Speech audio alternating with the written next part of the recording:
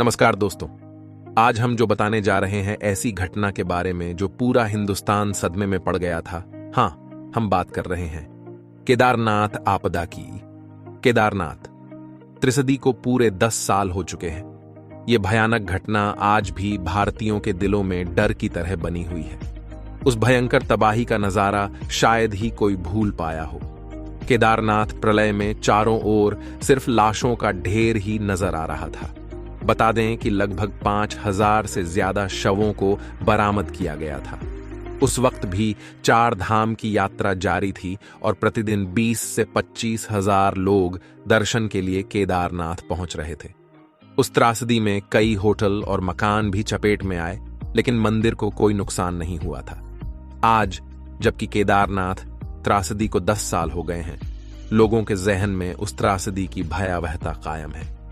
2013 में आए प्रलय के बाद आज केदारनाथ पूरी तरह बदल चुका है, लेकिन आंतरिक तस्वीरें आज भी वहां के लोगों की नजर के सामने आती रहती हैं।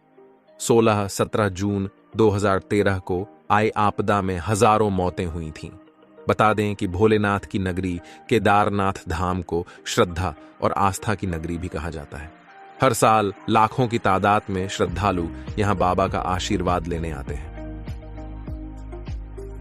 16 जून 2023 से ठीक 10 साल पहले भोलेनाथ की यही धार्मिक नगरी प्रलय का ऐसा मंजर लेकर आई जिसे देखकर और सुनकर हर कोई स्तब्ध रह गया।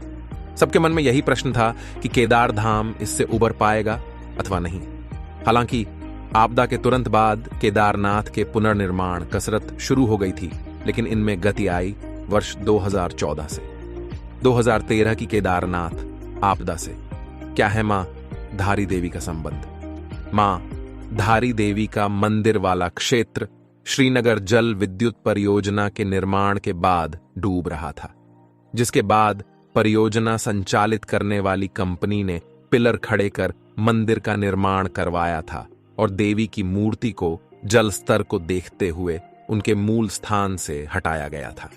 माना जाता है कि इसकी वजह से उस साल केदारनाथ आपदा आई थी, जिसमें हजारों लोग काल के मुंह में समा गए थे।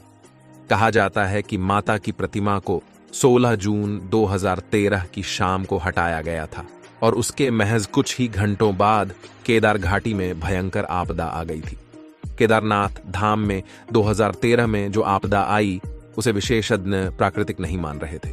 उनका यह कहना था कि यह प्रकृति के साथ छेड़छाड़ का नतीजा है।